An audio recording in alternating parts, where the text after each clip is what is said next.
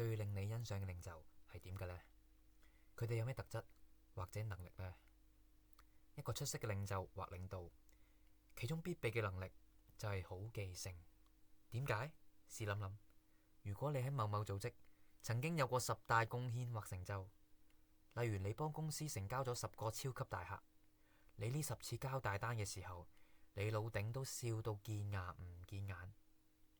但係年尾分花紅計獎賞嘅時候，佢完全一副不知情咁嘅樣，連你提佢，佢都真係連一個你嘅重大貢獻都數唔出。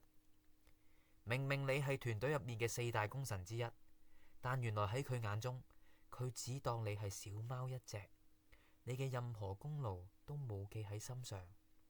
試諗諗，你嘅感受會係點？小弟今個月就遇到呢類領袖。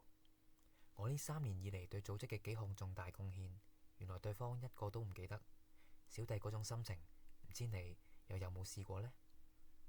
一個出色嘅領袖一定要好記性，一定要記得團隊成員嘅貢獻同功勞，仲要適當咁嘉許同獎勵，成員先會獲得足夠嘅情感價值同現實價值，成員對組織嘅歸屬感先會大，忠誠度先會高。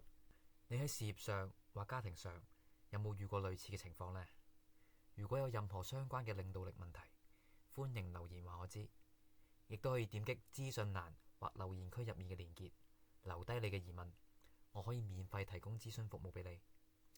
希望幫到你，關注我，學兵法，爆人爆數。